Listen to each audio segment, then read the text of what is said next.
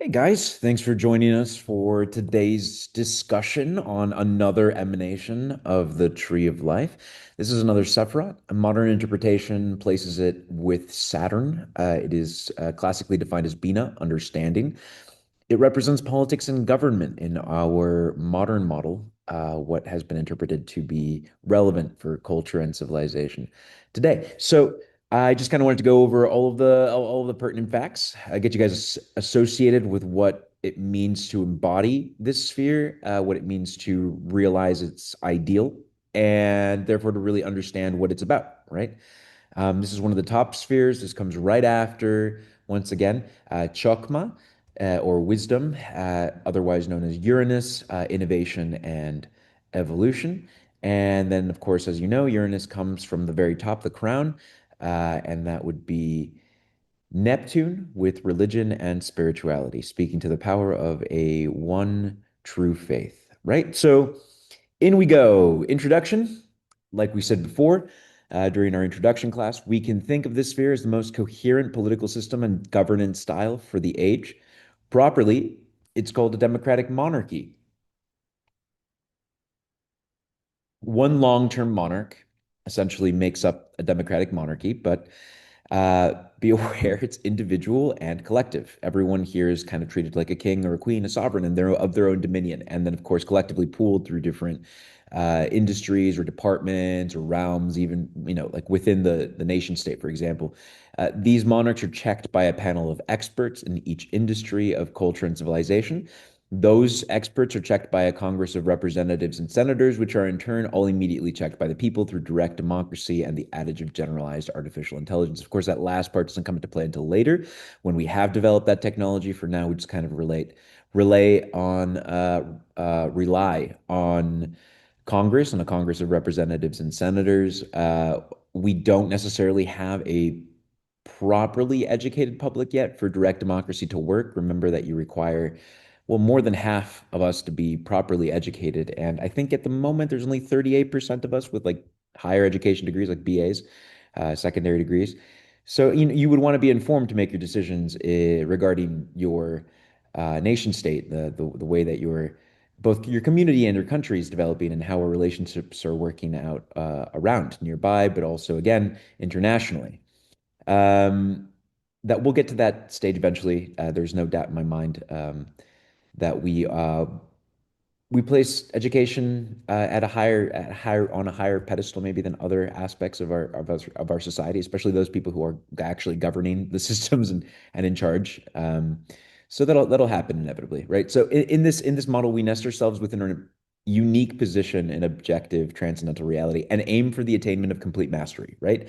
So that we may enter into our reign as the sovereign masters of our own dominion. What that dominion is, usually it's a subject matter. You can at least base it on, again, expertise somewhere. But yes, you would be playing a part in the global governing system, right? So you would have some kind of contribution to whatever political position is going to further our ends as a collective, right? So essentials and fundamentals. This is ruled by the archangel Safkiel, right? So this Sephiroth, this sphere, is ruled by Safkiel, one of the archaic seven or the traditional seven archangels. Each one being a different ruling sphere for each of the 7 days of the week, actually. The order is Aralim. It's the order of angels. The avium is a politeavium, which just refers to the age, the timeless age, the eternal age, the heavenly age, where all political positions are maintained and none are in conflict with one another, be it direct or indirect. They're all working harmonically and synergistically. So, immanence, which refers to like what kind of aspect of light or power of light it has, well, it has a scattering effect. It's almost like a polarization, but it's like it allows other things to be seen in their own virtue without necessarily being interconnected to a collective. So it almost allows for this individuated appreciation, right? Everything is seen in its own way. According to its own light, right? And then the eminence here, as we mentioned, is Binah. So the uh, mystical Jewish Kabbalah paints it as understanding, right? This is how God understands themselves, right? The sphere is Saturn, the Hermetic correspondence there.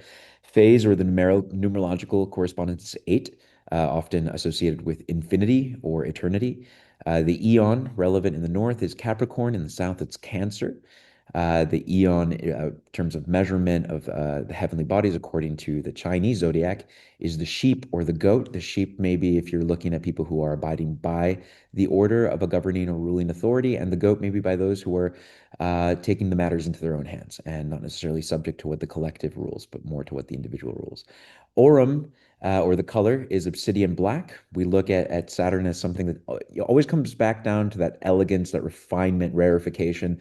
What does the universe boil down to? Well, exactly this. The element is palladium, which takes after. I mean, you could originally it's lead, right? But we don't want to necessarily go with that kind of interpretation because we're not trying to speak to the nature of nothingness. We want to say that we are, in fact, well aligned with the way things actually are. Palladium takes its name after Athena, actually, the goddess of wisdom. And we thought that was appropriate for this sphere because it does refer to wisdom, a very practical kind, systemic wisdom, that of which rules the state. So then the seed here is a fancifully and poetic name seed here, of course. It's a skeletal system. So bones, joints, all of that, that's represented by Saturn traditionally, right? And this sphere at the top of the left, right? The fruit is a shuma. So another term for so it's again, this is a substance that you would use to break into the higher order revelation or revelatory power of the sphere. It's also known as Saint Peter. It's a cactus, right? Um, it's you take it and you have a hallucinogenic experience, just like you would with ayahuasca. This is meant for communion, so you see what actually is going on. Obviously, never take this without like the proper precautions and to try to keep it as medical as possible. You want this to be an experience that helps connect you to reality, not pull you away from it. The flower is black. Oh, and about the fruits. Once again, the top of the fruit, the crown is ruled by natural DMT drip. What happens after you pass away?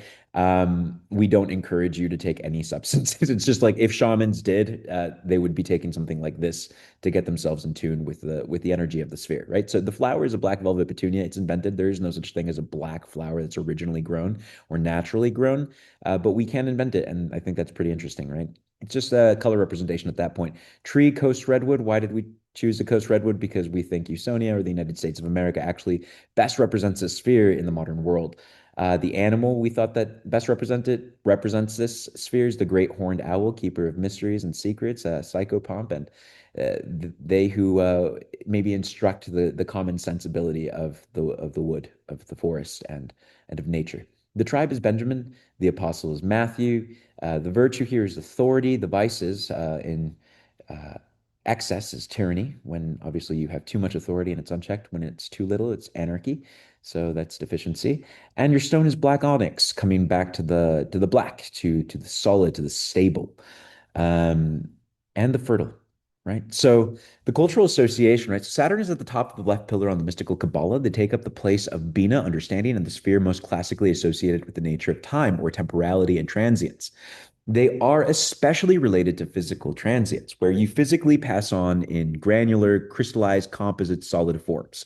Think sands of time meets the silent and still gaze of the Sultan. You can think of the sphere as a palace. You can think of the United States as the proper anchor. Being the apex emanation on the furthest most leftward extension of our tree, Saturn is represented most aptly by the undisputed Western global hegemon. Again, the United States. So authority and sovereignty is just kind of like, I guess, like to get ourselves familiar with the topic, like what do we mean when we say authority? What do we mean when we say sovereignties, right? So an important observation to make about the sphere is that its attainment is the attainment of legitimate sovereignty over whatever facet or aspect of existence contends your objective transcendental reality for you as an individual and for others by extension. This sphere is about the ends of your reciprocity and what you are willing to do for the other or what the other ought to be willing to do for you. To arrive at the attainment of the spheres, to understand how your life can be used as a vessel or avatar for whatever higher powers exist in the consequential ends of whatever political positions we take on all matters pertaining to our coexistence. Resolving tensions or conflicts until all parties are satisfied, brought into agreement, and given the opportunity to thrive, evolve, and ascend without losing any bit of what they would be entitled to in our civic model. Everyone in this sphere is meant to man one very specific station and remain there for eternity as a physically constant, salient, and synergistic solution to whatever problem prevents us from attaining the perfect world, right? So then there's the concept of law and order, right? So having established the order we choose to observe, right, we move toward objective law and order, the universal construct defined and realized through justice. So, once again, over here at authority and sovereignty, we're learning how to be legitimate sovereigns over a very specific aspect of what makes our life in our civilization. It regards uh, not necessarily just contractual obligations in the civic life, in our civic life, but it does regard what you would consider to be maybe political positions, right? So again, so it's how you kind of like manifest this political ideal in that community and how that relates to other people. That makes up this specific dominion that you have power over as a sovereign in this sphere. So then we think about justice, right? So how do we even define law and order here, right? Well, all true law is based on public conscience.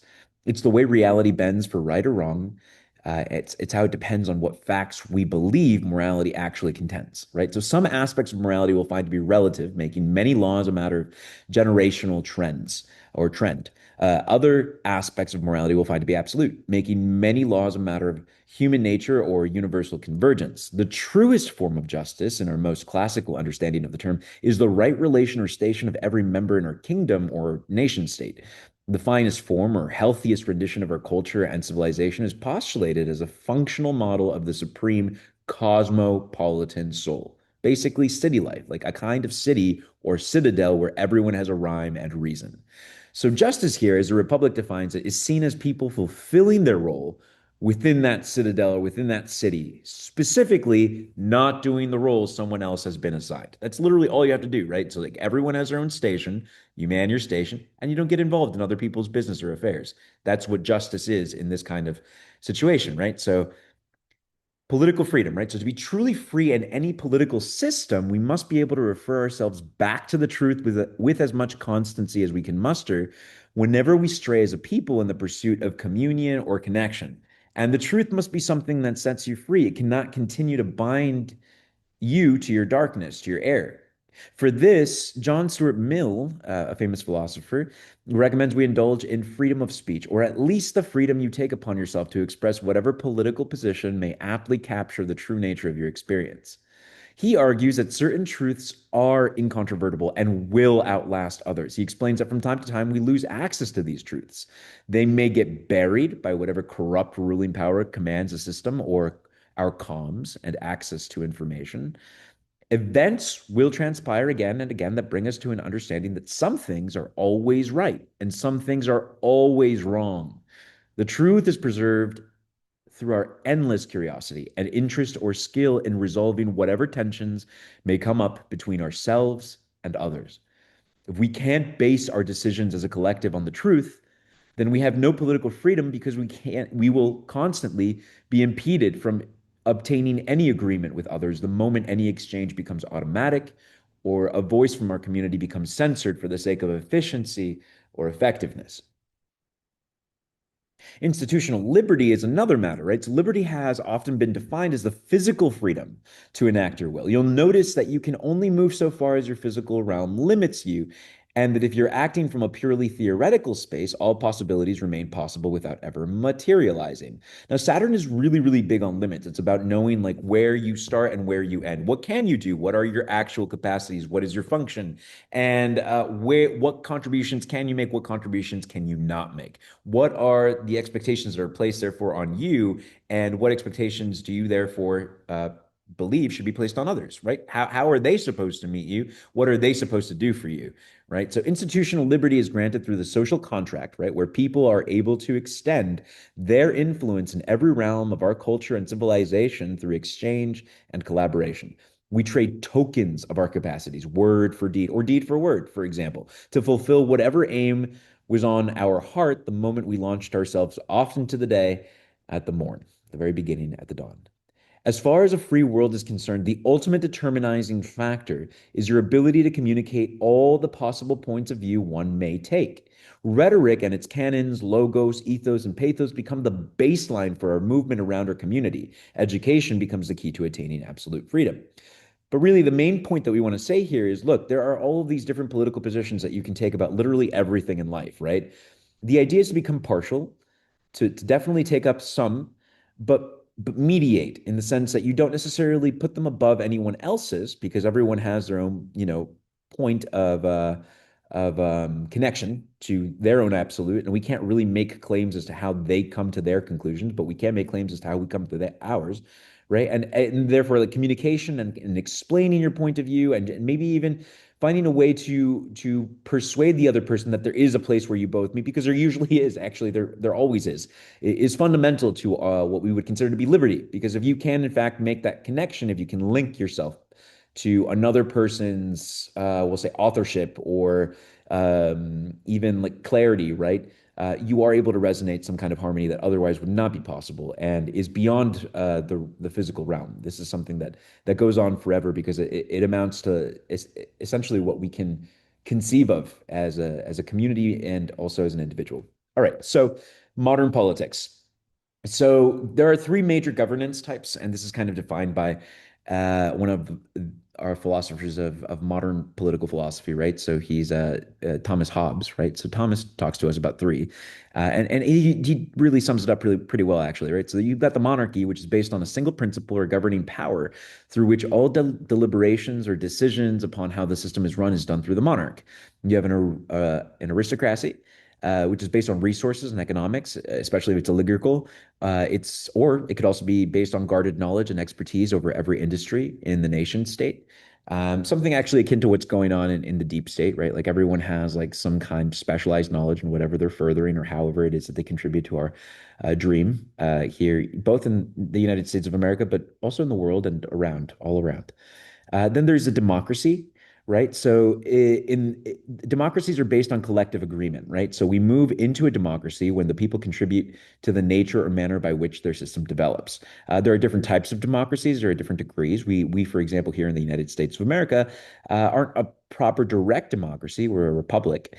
Our democracy is different. It regards representation from people who are capable of making decisions that we otherwise wouldn't be informed about because we haven't really stepped into the clarity that maybe say someone like or a nation like Canada has, where they have like, is it 65% of their people educated? They have second degrees. They're aware of like what's going on, and they can make these kind of decisions like long term about like how we can advance or progress as a civilization, at least as a nation state, right?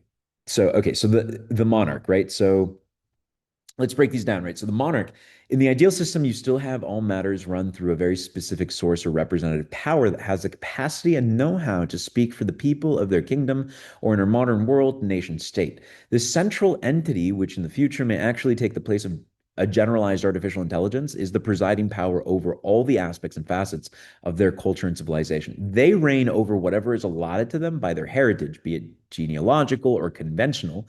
Remember that nations and nation states are fictions. They're no more than an interpretation of our unity, right? So here's the pro for it. It's focused authority. You can make sure everything is being done exactly as you established it would be conducted, right? Or done, right? Con, zero accountability. If there aren't strong checks and balances to ensure that the monarch's reign is just, that everyone is working the right role and being compensated for their contributions to the collective, tyranny or anarchy becomes inevitable. Abuse can occur in many ways when there's no means of protecting us against violations to our universal rights. The aristocrat. So, in the hands of a decent economic engine, the only real value comes from commercial success. The aristocrat, high society, near royale, is the 1% in our world. They own the means of production. Higher class and entirely devout to the nature of their dominion, specialized in whatever industry they've made their infinite wealth from, they exist as a circle of close associates that hold on to the same principles and values. utter and complete reciprocity in the most prosperous measure, exclusive to their union and status in the kingdom or nation state as they carry out their objectives, right? So they're a small circle, they work within their circle, they're privy to all of the benefits in their circle, and other people can access the benefits of their circle should they work within their industry, right? But that's about as far as it goes, right? Like everyone is given the ability to create that kind of wealth for themselves, we would imagine, in the ideal world. There are pros and cons here, right? So the pro, to divide and conquer is to amass greater terrain over what you aim to rule. Aristocrats manage to create great wealth for themselves, and they established like this global, an international network for goods and services and trade, which is wonderful because this is a way to kind of cross, to build bridges, to cross divides, and somehow form a larger collective, even out of the smaller, more independent, say, tribes that live in our communities, and to bring them into the higher order where the fundamental value that we can at least appreciate is a good or a service that everyone should be or ought to be entitled to. So the con here is that they place profits over people, or at least this is typically what you see, right? So there's little humanity left for those who are not born to a high class life, right?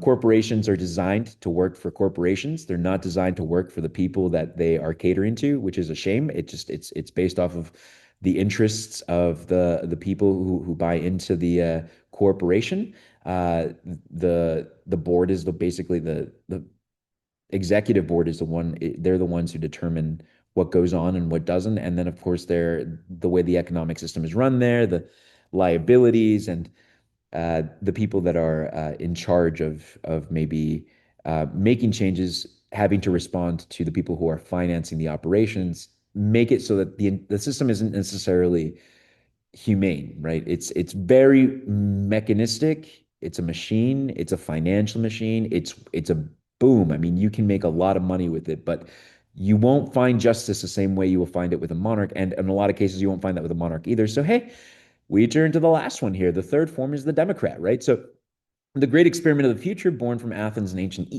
ancient Greece, aims to establish a perfect order from the consent of the governed. Democracy was built to secure the beneficent vision of what it would be if the constitutive civic body elected the means by which their order was maintained or observed. Any exception made for anyone would be granted to all others, and there was no single ruling governing entity that could ever make decisions outside the will of the people or the community. Here's the pro, right? So everyone is represented and reality looks like what the people embody in the moment. It's the most proximal governance type to the real, present time, immediate, imminent reality. The civic body is living in the modern world. There's a con. There's absolutely no wisdom in giving the ruling power to people who are uninformed or unequipped to judge between the concurrent political positions. They are either educated or elect representatives. Either way, it's the least salient of all forms of government governance. And at least philosophers tend to think this with increasing fervor because it was a kind of democracy that led to the death of Socrates, which many of them look as a great failure of governance and of what like a community can do, right? Like when you come together, you can work great evil for no good reason other than just ignorance, right? So the final solution, right? So there are three, right? So you combine them. First, you look at and you take the best from each, right? So in the monarchy, right? Like, so the modern ideal for political governance contends we place a monarch at the top, someone versed in international relations and political science to connect with other nation states in the world and streamline our collective interests. This is important. Maybe in the future we rely on generalized artificial intelligence, but for the most part, we do have experts that actually know about like all of the different situations going around in the world, like other nations, what issues they're currently dealing with, what obstacles, what obstructions to like peace. That's the idea of a leader for any nation, and we would want to put that person in charge of like the more important tasks, right? Now, behind the monarch, we believe that we should be checking this power, which surely would have like, a court, a council, right?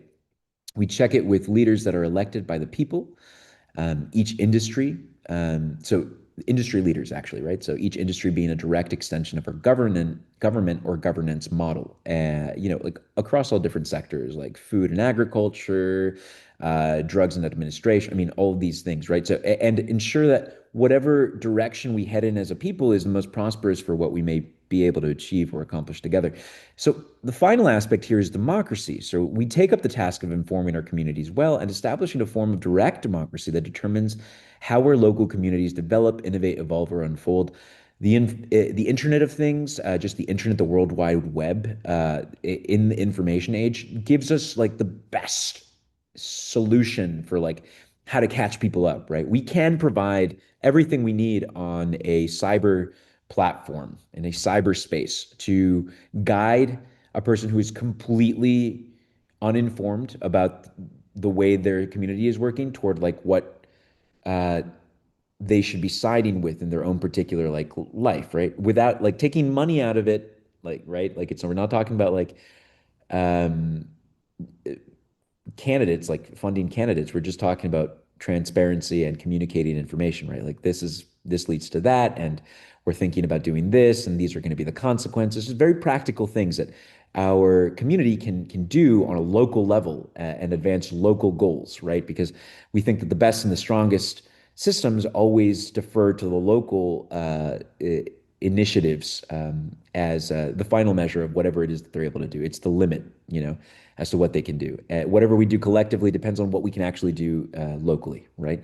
The more agreement and consensus we have locally, the more agreement and consensus we can create uh, nationally or even internationally, right? So, all right. So we move to like other subjects here that would be highlighted or emphasized in this ideal of what the ideal political or governance model looks like, right? So the first stage of development that emerges rather naturally from Saturn or sphere for politics and government, once again, is the notion of a one world order. Obviously, we believe in the preservation of every community and our culture and civilization, and we aim to especially fight for the minority groups that lack proper representation.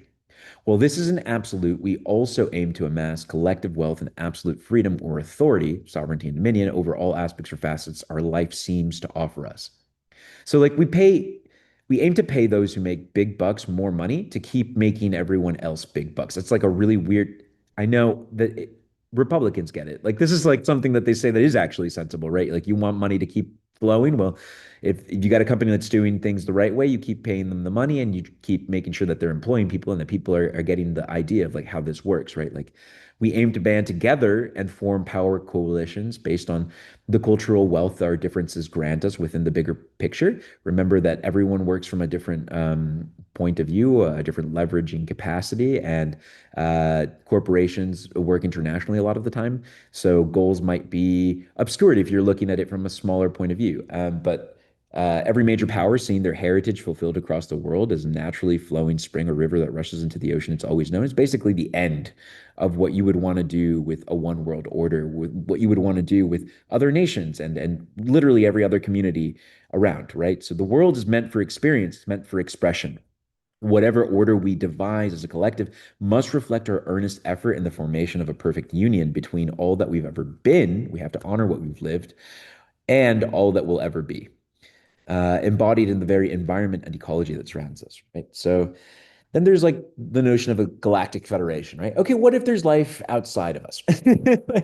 What if there's life elsewhere, right? So beyond this world, there are others, right? We can, at the very least, stick to the idea that many possible worlds exist alongside the one we currently inhabit. Like many possible Earths, I'm sure you probably heard of the idea before. It is an interpretation of quantum physics. It's a many worlds interpretation, right? So imagining it personally, we have an understanding that laws are established to preserve and advance larger objectives or mandates for life in our little region of the cosmos. Imagining it impersonally, we understand there are orders above us and below us interested in maintaining a peaceful coexistence with one another within what we'd call the supreme, the infinite, the eternal, and the absolute. It's probably safe to assume that there is a policy of non interference between either orders above us or below us, where it may change the entire direction the civilization is progressing along. So, like to explain that, if your civilization is progressing along a very specific line, it's been doing this for a long time, it's got good reason to make it to the other side.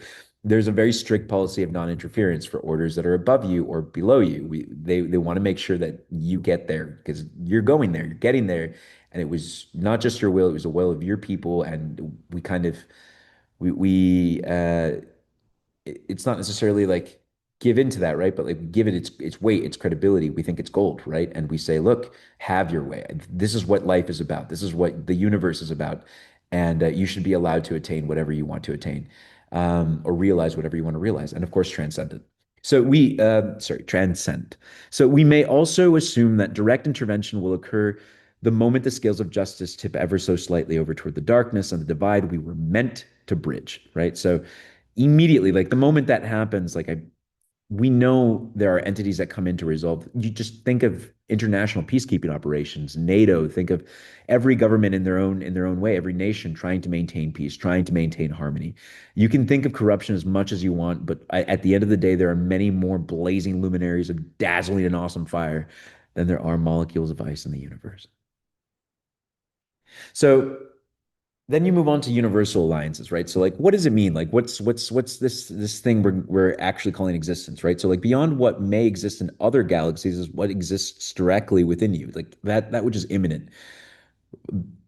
Not necessarily beyond you, just like right in front of you actually. So we might observe the fact that other universes may occur tangentially to ours or parallel. Entire systems built up with entirely different starting conditions. We might be perceptive enough to realize that this is occurring in the life embodied around us. Each person being a universe of their own, and the universe being the literal singular verse of what reality made itself out to be for that person, right? So the objective remains the same. Evolution follows emergence, and enlightenment follows evolution. There being nothing else but the attainment of mastery over your own inner and outer experience, light or conscious alignment with our sovereign conscience becomes the fundamental basis for our universal alliance. So when we refer to a universal alliance, when we say, hey, I believe the universe is working in my favor. What are we referring to? We're referring to light. We're referring to the production of light or illumination, specifically reason, that fully demystifies and reveals the true operative nature of objective transcendental reality and allows all who bear witness to those facts to grow into their own power and to their own unity. Obviously, as a collective here, it's what grants us any connection to anything or anyone whatsoever, right?